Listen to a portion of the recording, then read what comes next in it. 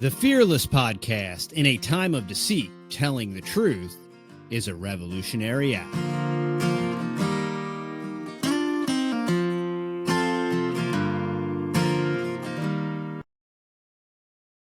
Mary Grace, welcome to the Fearless Podcast. How are you doing today? Great. Thank you for having me. It's wonderful to be here. Well, thank you for coming on. A couple weeks ago, maybe, I listened to an interview you had with Dr. Shawn Baker on his podcast, and I thought it was such a great, intriguing story that I reached out to you, and you got right back to me, which is unusual because a lot of people don't get right back to me. But I really enjoyed and found a lot relatable in your story when it comes to nutrition and diet and all these things. So I wanted to have you on so that we could kind of talk about your health journey and what you were doing and what you're doing now.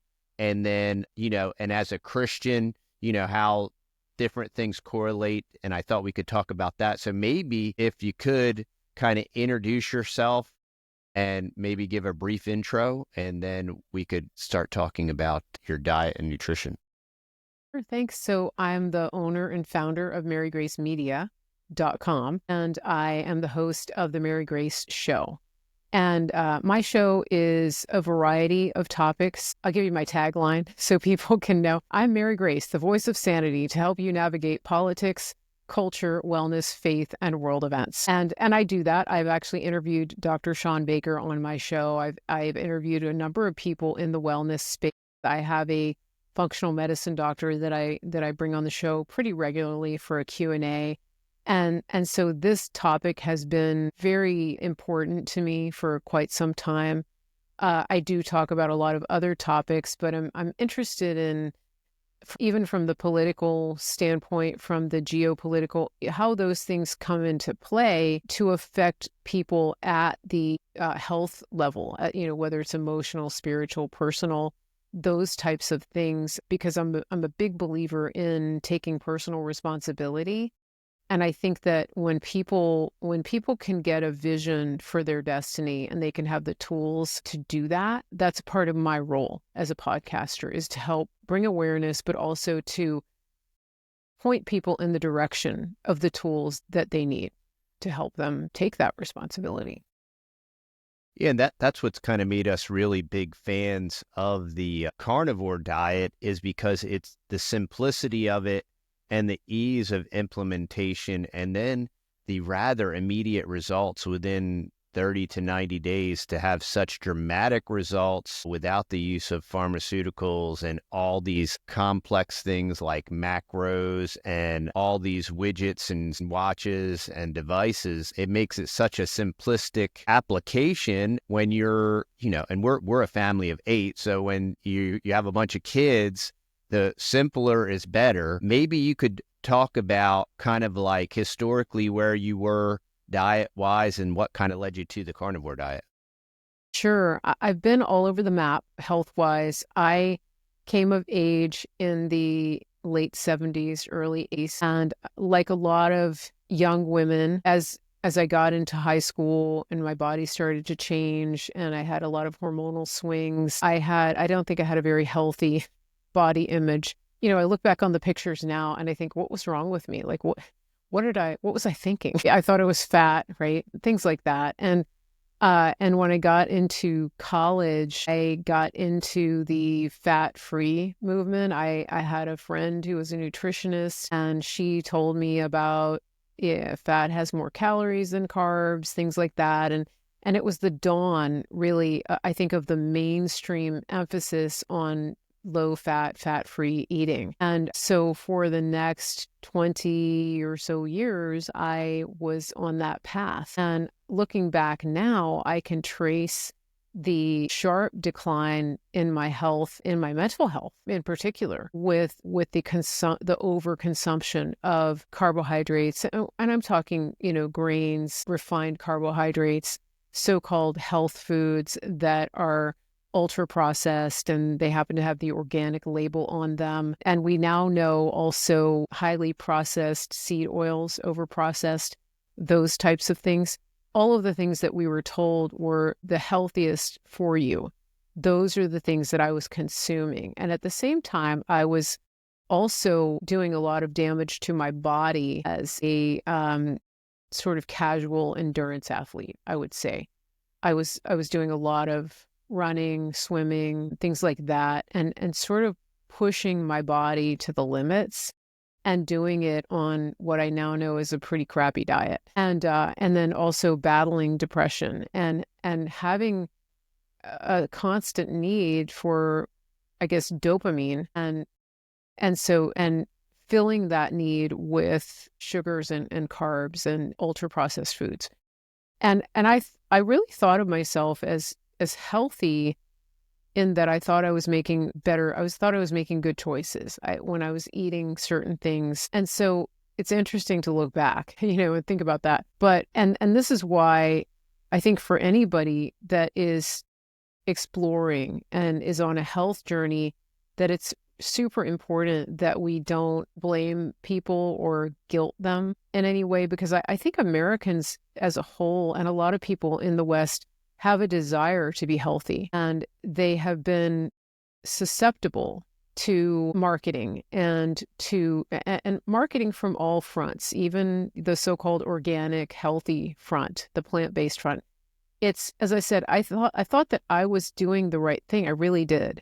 And I'm a highly educated person. I'm a good reader and things like that. And so I've learned to have a little more grace for people who are stuck in like a metabolic hell, because they really have been victims of propaganda and marketing on a big level. And they've also been poisoned. And that brings me to carnivore, because I was trying a lot of things. And in the intervening years, I'd say when I started to realize that full carb, fat-free wasn't the right thing, I gravitated more toward the paleo type of thing, kind of low carb, ancestral diet kind of thing. One of the things that really was hard about that was that it was very upsetting to my stomach. So eating a lot of nuts and seeds and things like that were part of that paleo and then primal kind of diet that Mark Sisson was popularizing. I think a lot of people were thriving on that because it was bringing them out of the ultra processed world. And so there were stages of renewal and recovery for me. But at the same time, I was still having a lot of inflammation. I was still having a lot of gastric issues, skin issues, also still having a lot of anxiety and things like that. And so that was another stage in my journey. And then I had several years of going through a very, very stressful relationship. And at that time, I was diagnosed with a autoimmune condition, Hashimoto's hypothyroid. And anybody who's ever been in that situation can probably relate, because the way that I got diagnosed is that I thought I was going insane. I really did. I was having such extreme mood swings and extreme fatigue, to the point where I could have gone to sleep anywhere, including like in the middle of a busy intersection in a city. That's how tired I was. And I wasn't coping with life. And when I got diagnosed, I was put on Synthroid, which is levothyroxine, a T4 supplement. Not supplement, it's a pharmaceutical. And there was a little bit of a honeymoon period when I was put on that medication where I felt like I could actually live again. I felt like I was getting my life back. And I was also on some nutraceuticals. The doctor that I was working with was also putting me on some nutraceuticals. But the thing that I found with the prescription thyroid medication is that for me at least, there was a honeymoon phase. And once that started to wear off, I was kind of spiraling back into a lot of the symptoms that I had as in a full-blown autoimmune storm, I guess. So, and I'm giving you the long version of the story because I think your audience is going to appreciate it, since you are carnivore and you've done a lot on this journey to bring people along and educate them. So the next thing that happened, went through a divorce, spent a few years, sorting through that. Again, I gravitated at that time toward a plant-based diet, mostly because of what was going on with my gut. Again, because I had been doing what I would call like a modified primal paleo, but it was still not ideal. And when I started on plant-based, it helped. And I think a lot of it had to do with the fact that, again, I was eating really super high quality, very clean plant-based foods. And I think anytime anybody goes from ultra processed anything to clean, they're going to see some results. But again, the results of that and the feelings that I had kind of wore off, right? And then in 2021, was it 2021? I got COVID. Yeah. I think it was Delta. I had a bad case of COVID and I was super, super sick. Lost my smell for almost a year. My taste buds were completely messed up. I couldn't even stand the smell of certain foods. Couldn't be around meat, things like that. It was crazy. And I became what I would call like a raging carbaholic. That was the only thing that felt or tasted good. And it wasn't like, good, healthy, complex carbs. It was just like whatever I could put in my mouth. And so that contributed to anxiety because I knew that I wasn't eating healthy. And about a year after that, I decided to go to try kind of a ketogenic diet. Family member who was doing it and seeing some good results. So I gravitated toward that, started dropping some of the sugary foods, felt a little more satisfied because I was increasing the fats, but I wasn't losing the weight that I wanted to. I had gained weight eating all those ultra processed carbs after COVID. And I'm not a big person, so if I do gain weight, it shows and I feel it in my body. I've never had what I would call obesity, but everybody sort of knows their set point.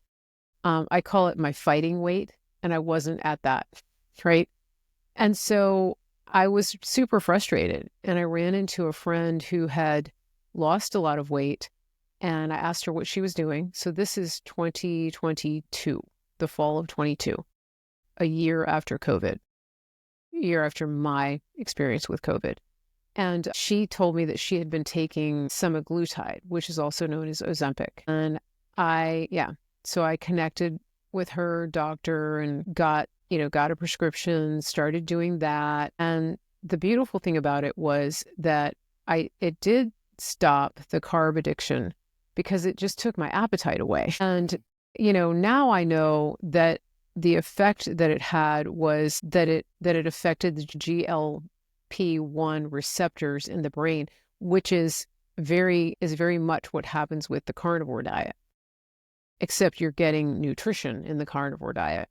With Ozempic, you are not getting nutrition. And the other thing is I didn't have any coaching. I didn't have any nutritional coaching.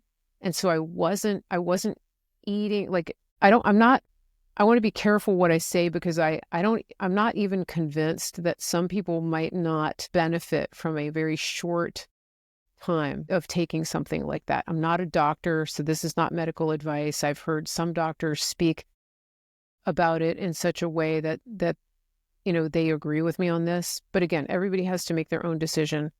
But what I think would have made a big difference when I took it was to have nutritional counseling and someone to help me transition into a high-fat, low-carb way of eating. That would have put me in a very, very maybe short window of taking the Ozempic, but then transitioning into high-fat, low-carb. This is just me thinking out loud.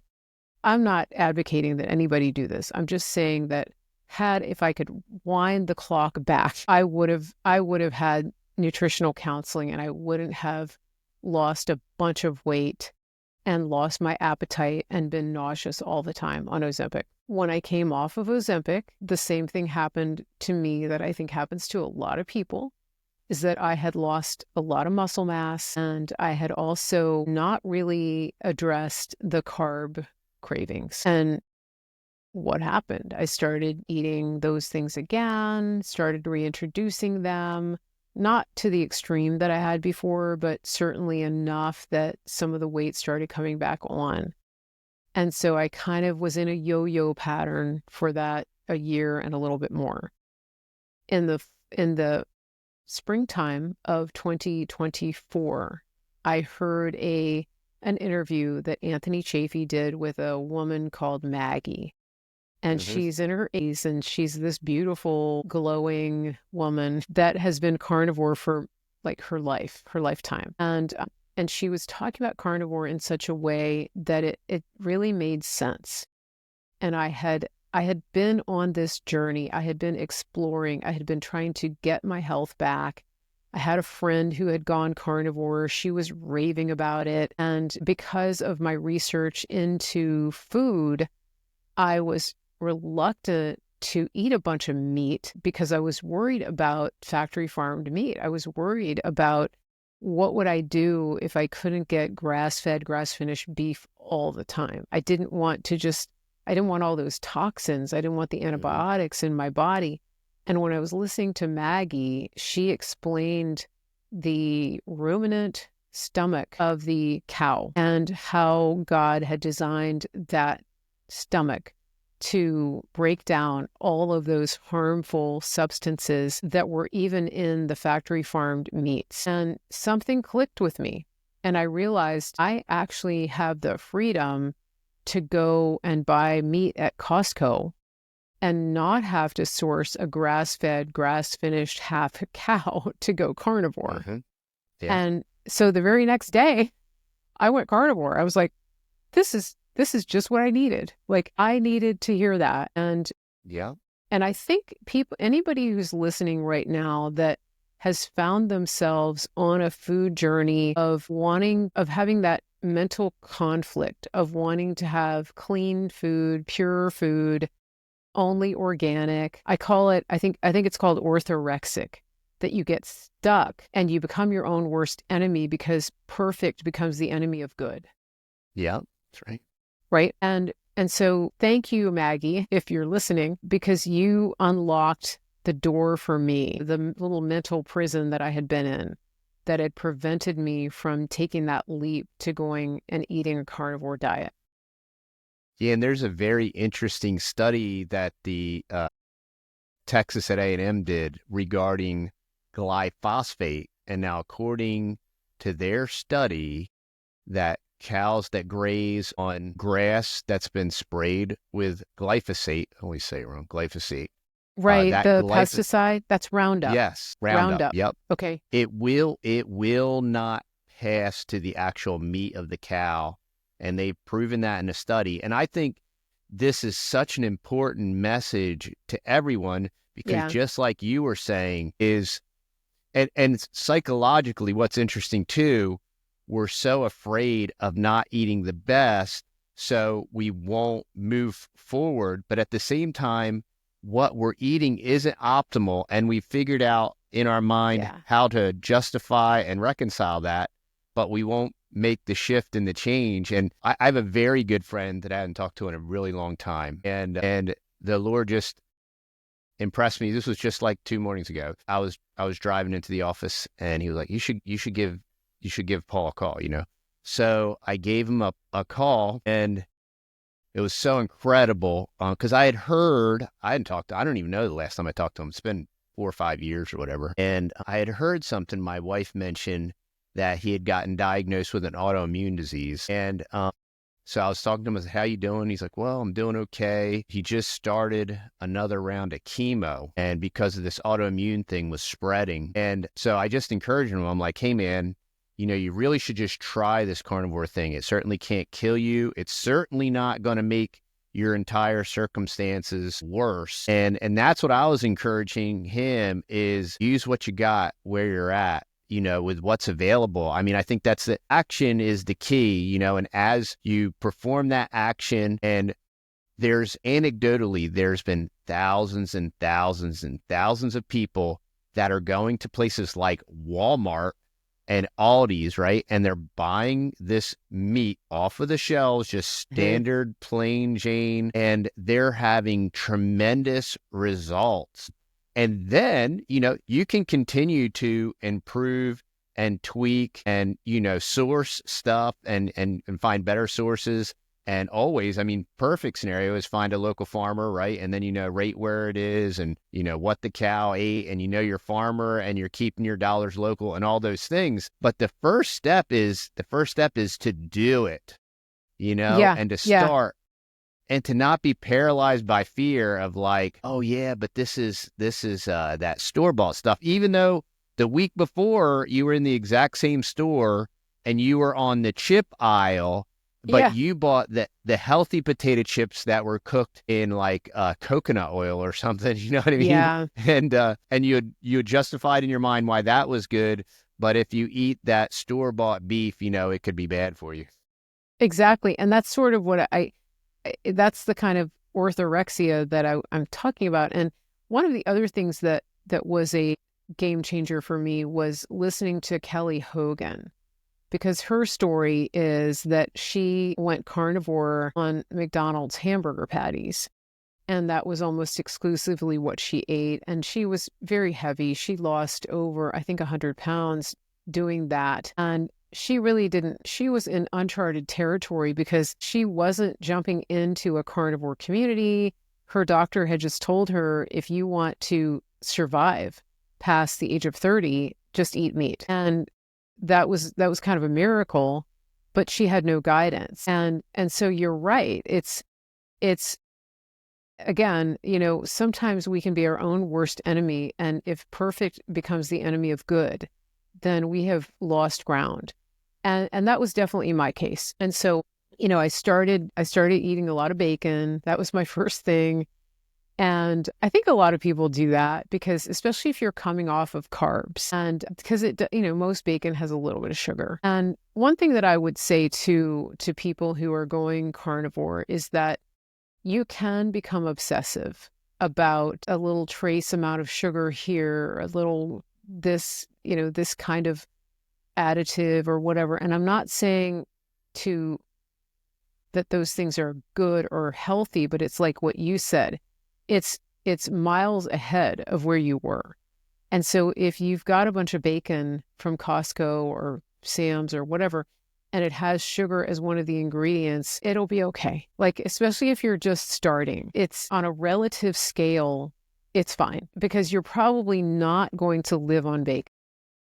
To me, it was a bridge food to get me out of the carb addiction and over into eating more beef and eggs and tallow and things like that. And now I hardly ever eat bacon. It's very interesting. I almost exclusively eat beef and eggs and tallow. And I do like butter. And like one of my little indulgences is that I'll buy special butters. I'll buy European butters. I'll buy hand-rolled artisan butters, things like that, with little sea salt crystals from the Normandy coast, things like that. And so, I mean, it's like a little $5 splurge. And so it's very interesting to have that. And sometimes like, special charcuterie, things like that. But for the most part, it's beef. I'll cook a big pot of short ribs or chuck roast, something like that, and then have it on hand for a week. And having a big family, you probably know what I'm talking about. You just, use the Dutch oven or the crock pot, and then you have it ready to go.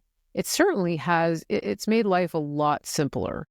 And, but if I could, I'll back up a little bit and talk about my experience actually making the change, what I noticed health-wise. Can I do that?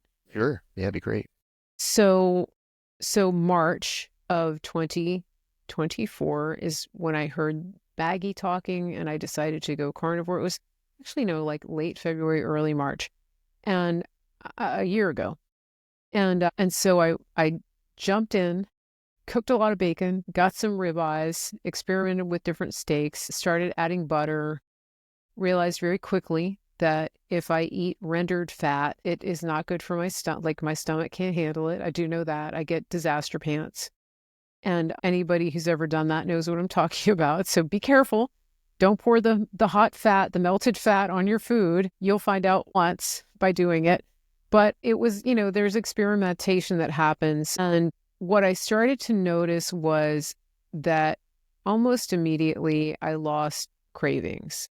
It was almost like overnight. I didn't want that box of cookies or that bag of chips or any of that kind of thing. And I think from a macronutrient standpoint, somebody could explain what was happening, but I'm just saying that the cravings weren't there. And also, the other thing that I noticed was that inflammation in my body started to go down.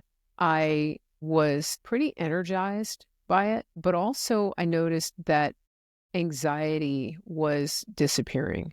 And I didn't realize that I had this underlying current of anxiety that was always there. Even after I had dealt with the depression that I had had in my earlier years, I had gotten through that, but I just didn't know. I didn't know until it was gone as a result of going carnivore. I didn't know that I had had this constant underlying little sidekick called anxiety. And it wasn't until I was driving in traffic up in Northern Virginia that I realized that it was gone. And because somebody pulled out in front of me, and it's not my normal driving habitat. And anybody who goes out in traffic like that, I live in kind of a small town, so navigating in those situations, it can be very anxiety producing. And somebody pulled in front of me and I didn't even care. And then I realized, this is what is happening right here? Like, who are you? And it was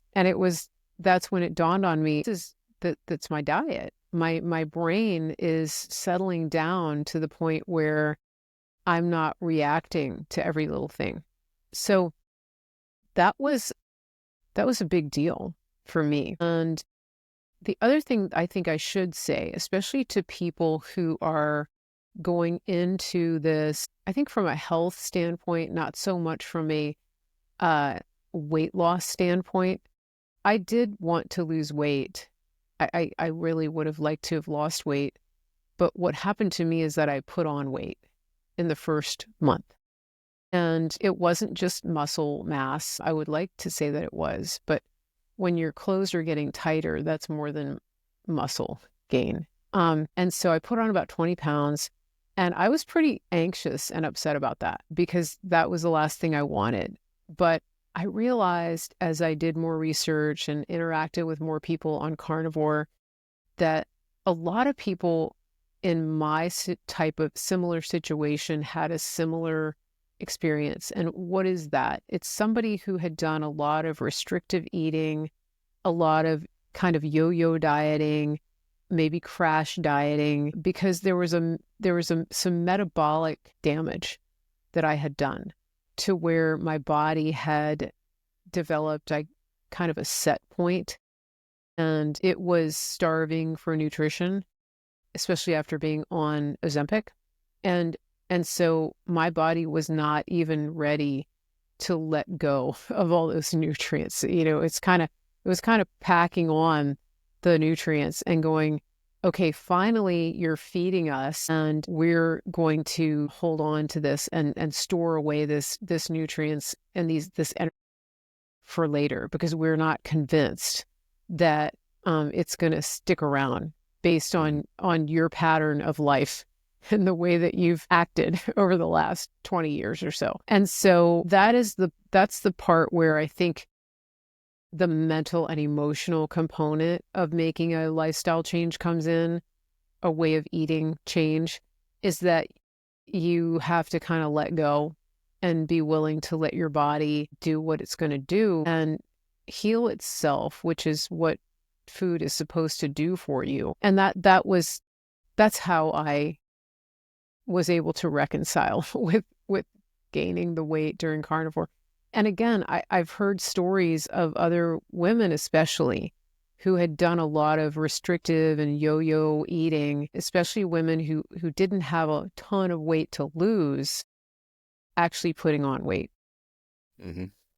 You know, people with massive obesity, you hear these drastic weight loss stories. And the reason that I'm camping out here on this for just a minute is I think people like me who weren't obese sometimes can get disillusioned or very frustrated by going carnivore if they hear story after story after story of people having this extreme weight loss, because in our minds, people like me actually need to lose a lot of weight. So our body image and our mental image of what we need is maybe on par with other people who've struggled and who are coming from obesity. I don't know if I explained that very well, but you know, there is a mental and emotional component to it that is no less intense. It just may be visually different on the scale. Yeah, I think you described it very well. Another thing that I wanted to point out that is so powerful, and this is the point I always try to make, if you think about it, you know, you mentioned like you were pondering and considering this and you were researching it, right? But then just because of something that Maggie said, right, that was the tipping point.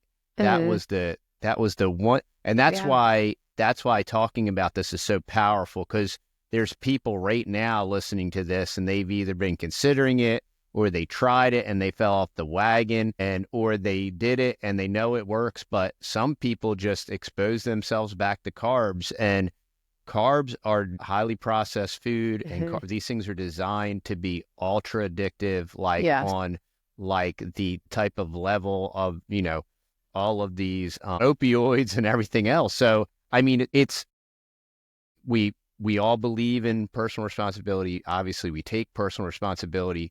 But if you're ingesting these foods, it is chemically designed to be hyper addictive. So in that sense of once you put it in your mouth, it isn't your fault, because they are designing this stuff so that you kind of can't stop. And the beauty of carnivore, the nutrient dense and the satiety that it brings, it can help you break that addiction. But once you break it, you cannot casually smoke crack. You know what I mean? It's you either have to break the addiction and keep it broken. There is no casual crack smoker. You can ask Hunter Biden. It doesn't work. And that's why it's so important. This is a tool in the toolbox, and that's what Dr. Baker talks about. He's like, he's like, I'm not saying carnivore's for everyone. It's a tool in the toolbox. And if this is what you can use to break your carb addiction, you know, you break that addiction and you keep it broken. You don't imbibe back into that. And now you have some freedom to continue to adjust your food system and your approach and all of that. But I thought that was so powerful that it was just that one little sound bite that you heard from Maggie, who had lived a life of this, type of eating. And just because of that one little blurb that she said, that was just a tipping point. That was enough to push you in the right direction to success. Yes. And the other thing too, I think, is that women in particular definitely have a different set of needs metabolically, hormonally than men. Women's bodies go through a lifetime of like hormonal assault. And that's something that I think we have to be aware of. And so, for example, being postmenopausal sets women up. Women who are postmenopausal are in a different place than women who are of childbearing age. And so, if you're listening to someone's story, if you are postmenopausal, be aware of that. Be aware that your body is going to react and respond differently than somebody in their 20s who had a lot of metabolic issues and went carnivore. The healing is there, but also I think it's important to understand that you've lived a lot of years with a lot of assault and damage and a lot of things going on in your body that in many cases were beyond your control, but that it's really important to have grace, to give yourself grace for your body to change and for the healing to happen. Because if you're 50 or 60, it didn't happen yesterday. You didn't get sick just yesterday. The things that happen to you have taken years and years and years. And so that's another thing to keep in mind. And again, I say this just because when people jump into carnivore, they start listening to a lot of podcasts and they're excited and they're drinking from a fire hose and they're wanting to understand and listen. And the stories that get the most clicks and get boosted the highest in the algorithm tend to be the extreme transformation stories. And I don't want people to see those and get discouraged if things don't happen that way, that fast for them. And another component of that I think that comes in too is the faith component. And this is something that you and I had talked about a little bit off air that I brought up when I was on Sean Baker's podcast. I think that there is a mindset in the Christian community that makes it hard for people to go through things like depression or anxiety or even extreme health challenges without guilt. And that actually adds to the problems that you're having a lot of times. What do I mean by that? When I was going through the deepest depression times, it was compounded by the fact that as a Christian, there's this unspoken taboo against having anxiety or depression because, the Bible says, don't be anxious. The Bible says, don't be afraid. And yet, through no fault of your own, most of the time, through some kind of chemical imbalance that we now know is largely influenced by food, we are an emotional and physiological mess. And that just creates a tension and a dissonance that only adds. It's like a snowball effect. And I think that's an issue that's kind of under addressed in the church. And one of the biggest things that I think needs to change in the church is the culture around food. And we see Christians gathering around the table, which is something that is, a big part of fellowship. And it's critical, right, for community. But the food that's at that table is actually killing people. Mm-hmm. And so this is something, again, it's like an unspoken addiction that is accepted in the church because as long as it's not alcohol or cigarettes or pornography or marijuana or something like that, it's okay. But the fact is it's not okay because it's gluttony. And, I'm speaking some hard truth to people here right now, but there is a point at which Christians have to step up and say, what we're doing is killing us. And if I'm obese and I am putting these foods in my mouth that are contributing to metabolic destruction, and I'm not taking the time to educate myself and to explore other options and to understand that I don't have a blood pressure medication deficiency, I don't have a pharmaceutical deficiency. If people aren't taking responsibility in that area, it's a big problem. And one of the things that we see happening is people are going to church and they're asking for prayer for a lot of sickness that can be reversed by diet and lifestyle. And if you're hearing what I'm saying and you're feeling condemnation, stop right there, because that's not me condemning you. What I'm saying is that we are given tools and we are given the wisdom and the revelation to use those tools. Can God heal people miraculously? He can. But he also gives us resources like this podcast right now to help us open our minds. And that's what revelation is. It's revealing the truth. And so if you are praying for wisdom and revelation, which is right in the book of Ephesians, then and you hear something like this and you ignore it, then you're a foolish person. So I admonish you to take what we're saying and to take it seriously and take it to prayer and ask for help making the changes and implementing the changes that you need to, and courage, because it's not easy to stand up in a crowd and do something different. But you could actually be the person in your congregation that makes the changes that bring life to everyone else around you. You could be the ringleader who's doing that. And maybe that's all it takes, is for you and your spouse and your family to be the ones that lead your church into metabolic health. And that means that you are more effective for the kingdom, that you can do the things that God has called you to do. Because if you're sick, if you're fat and sick and nearly dead, you can't be effective, because you're the one that's always needing help. You're the one that's always in the hospital. You're the one that's always needing prayer. So it's a hard word for some people. Some people are going to get offended right now by what I just said. Mm-hmm.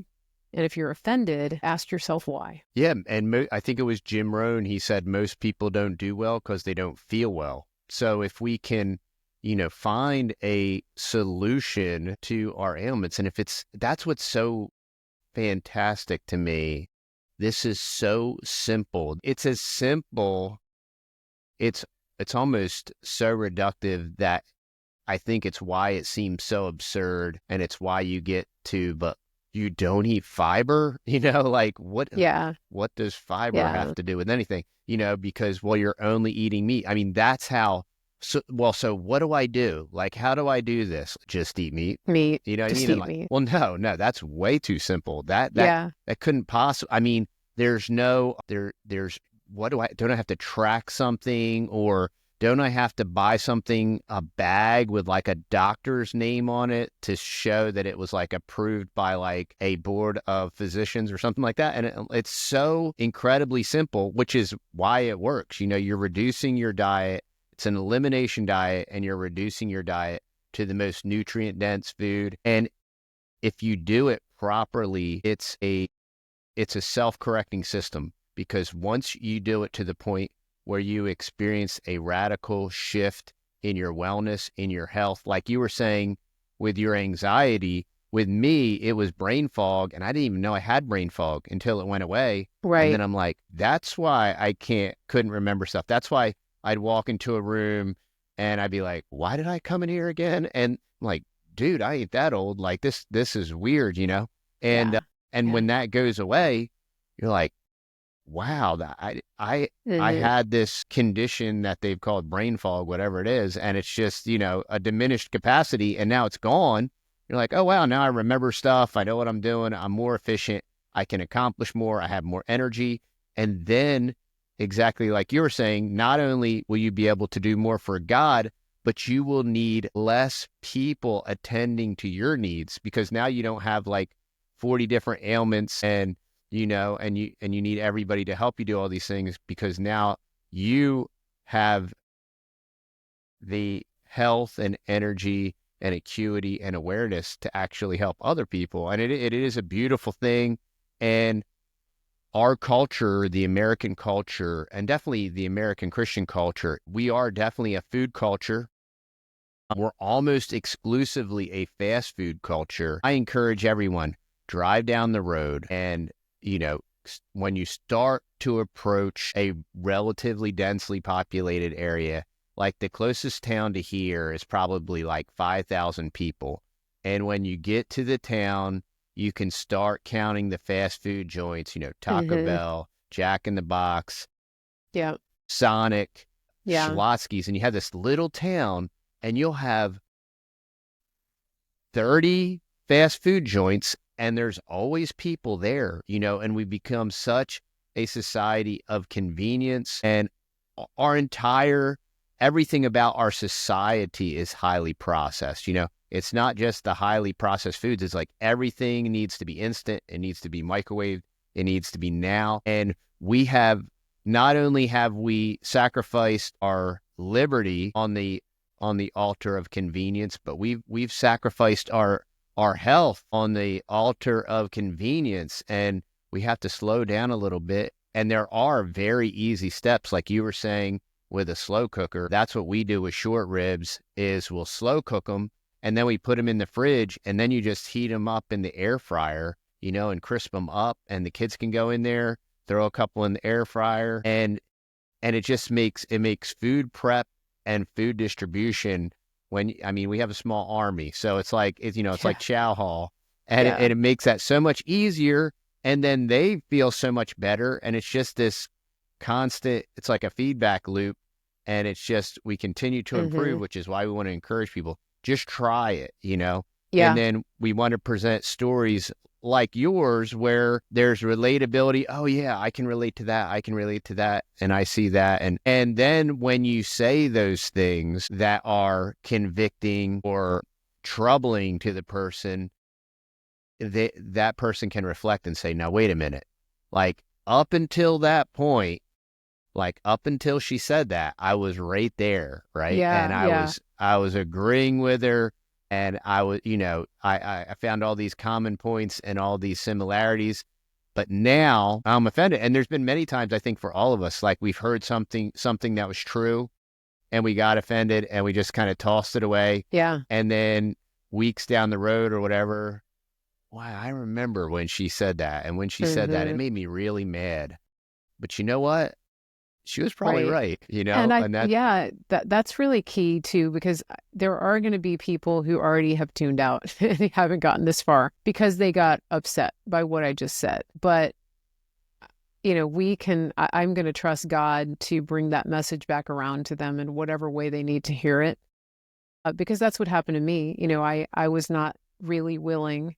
And then I heard that one interview that Maggie did. And so that will happen. One of the things too that I was thinking about is that a couple things. One is that when we look around our society right now, it's easy to think that your situation is just normal, that because we have become so sick as a society, because everybody around us is inflamed and fat and wearing plus size stretchy clothes and living in leggings, that's normal. What I want to say about that is that it's common, but it's not normal. And this is the key, because God's best for you is not normal. It's superior. And he designed your body and created your body to move and to be at optimal health. And so if you are one of the crowd and you're looking around and you're thinking, oh, it's not so bad. I'm only 50 pounds overweight. That person's 100 pounds overweight. That's not normal. It's not the way that you were created and designed to be. And there is a way out.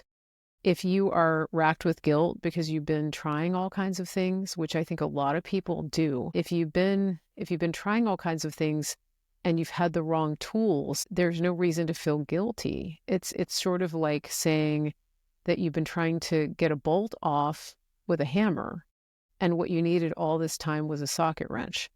And so, carnivore is that socket wrench. It could be for you. If you've been eating so-called healthy or organic and you've been in pursuit of all of these things, if you've been in the gym and you've been doing crazy cardio and you still can't lose the weight and you've been doing plant-based. I mean, I had a family member reach out to me just yesterday, been doing plant-based for years, and said, I've got to do something different.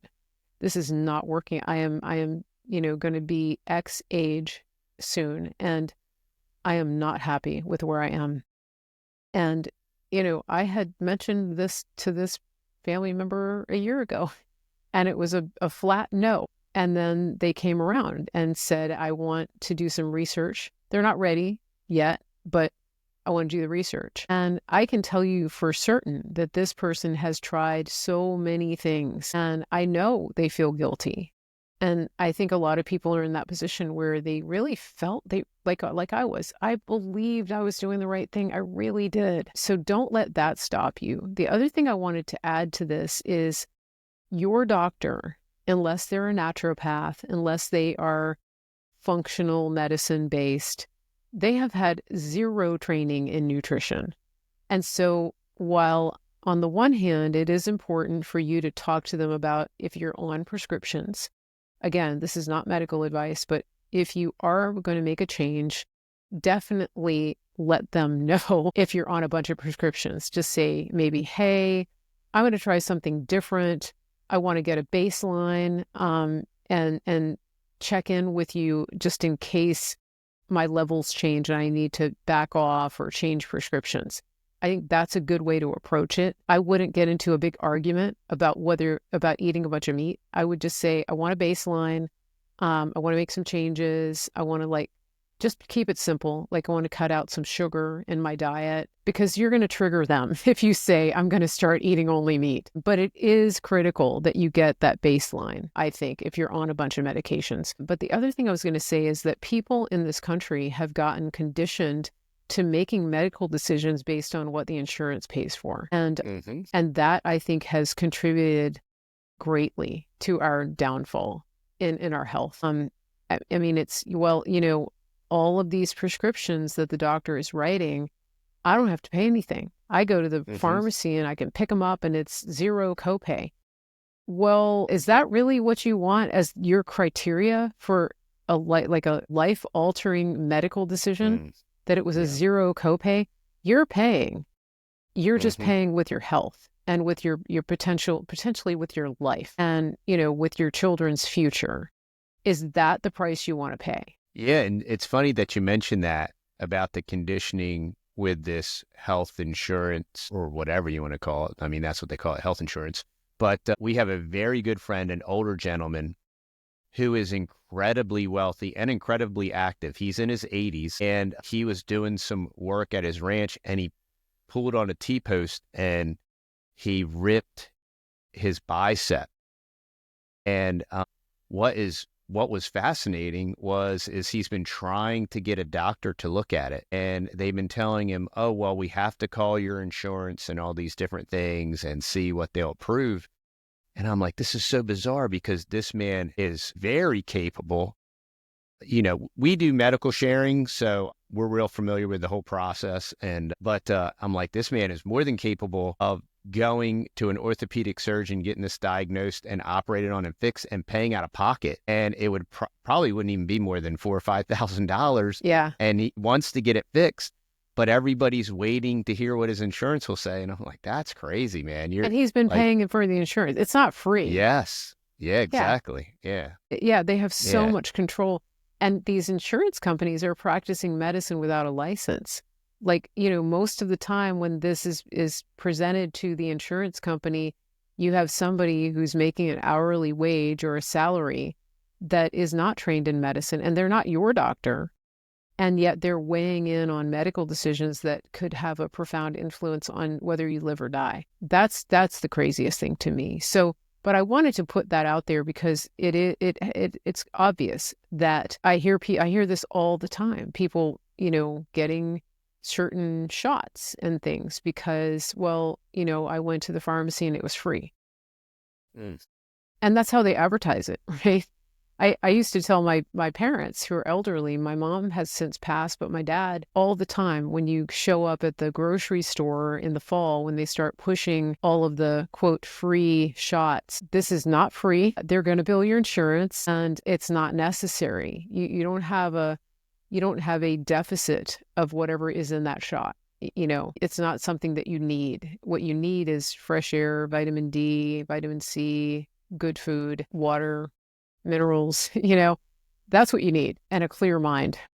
So it's very interesting though, because our society has been conditioned, just like when the jibber jabbers came out, for the cold that everybody had, it was, they're free. They still do it. Do you want this? It's free. Like, no, it's not. It's somebody paid for it, and you're paying for it with your health. Yeah. They say when the product's free, you're the product.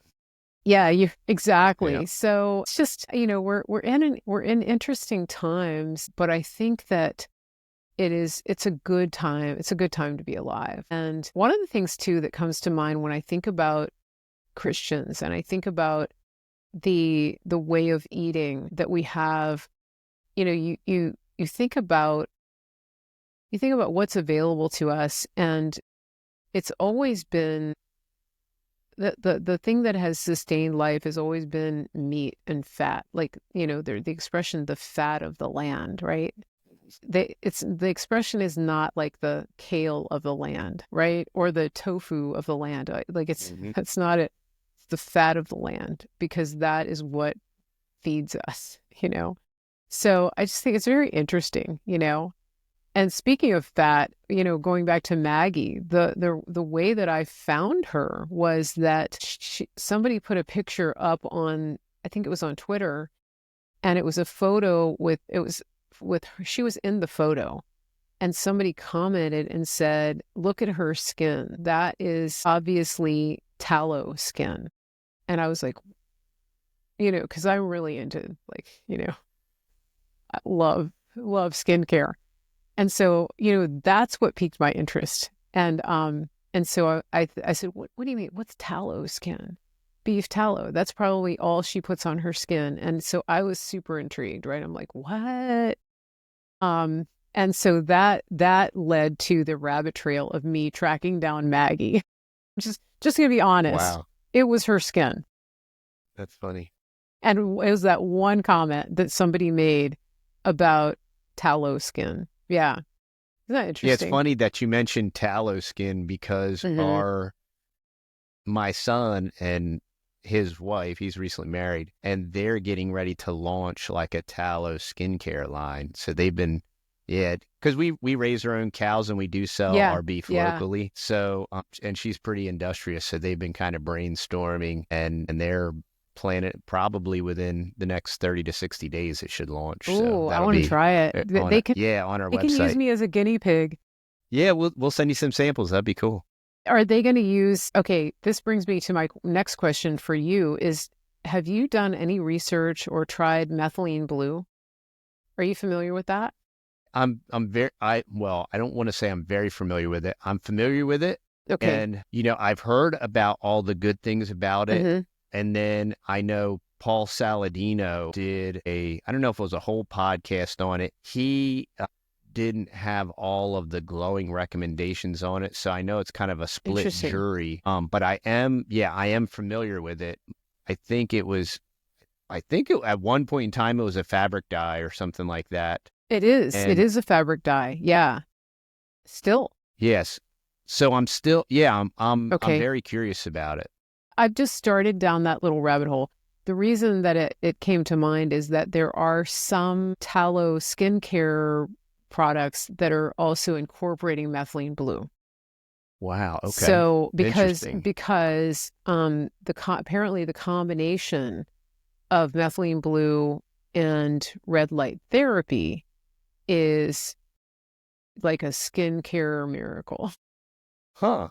Very interesting. Yeah, I know. And of course, red light therapy is also known as sunlight. So if you're in a climate, we're in the Northern Hemisphere, we're in Virginia. So this is not the time to get red light therapy naturally. But I was, I've always been a sun person. I've for a long time, I've been of the mindset that I think sunscreen was one of the big problems that contributed to disease. And some people say on Carnivore that you don't get sunburned, really. And that's been kind of my experience.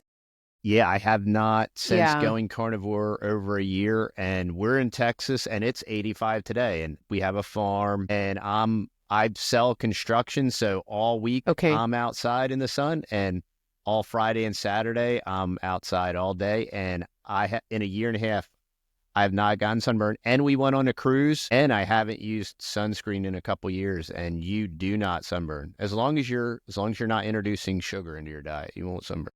Right, and I think the seed oils have to do with that as well. Right. Yeah. So people who go off of seed oils and people who are on a carnivore diet, avoiding sugar, they don't get sunburned. Now, some people take that, I think, before they fully detoxed, and they do get sunburned. But so I think everybody's different. But obviously, I'm very fair, and I didn't get sunburned last year, and I spend time outside, in the direct sunlight. So it's very interesting. So I'm intrigued to try the tallow / methylene blue combo. I may just kind of do that and report back to everybody because Yeah, that'd be cool. Yeah, because I'll be 60 in March, and I definitely I have the fine lines and the wrinkles and all that stuff. So I think I'm a good candidate for it, and I probably did some sun damage.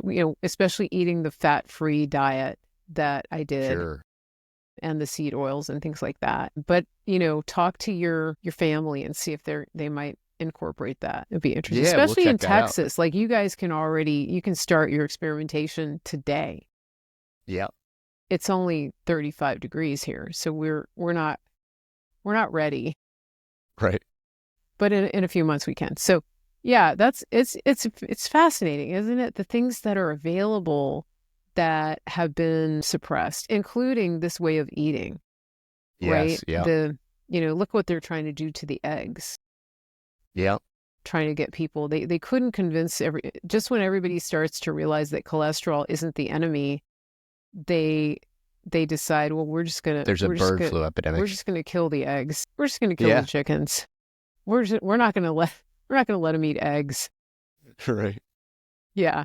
Yeah. It's, oh my goodness. It's like a little bit of an uphill climb. But I think this movement, I think it's a winning proposition, and the truth always wins. So yeah, it's just and we're going to be out. speaking. We're having a carnivore meetup in Austin, Cedar Park, on March 8th. It's for Carrie Mann's documentary Healing Humanity, and so there's going to be a meetup down there. I'll put the link in the show notes to that. And this has been like an awesome conversation, Mary Grace. Why don't you let everyone know, where's the best place to find you and your information? Sure. Thanks. My website, marygracemedia.com, is the easiest place to find all of my links. I'm active on a number of social media platforms, most active on Facebook and on X. My X is at Mary Grace TV. My Facebook is Mary Grace Media. Both of those accounts are verified. If you find fake accounts, ignore them. marygracemedia.com. And I'm looking forward to seeing this interview. Thank you so much for having me. It's been another great conversation, and I hope you all have a blessed day.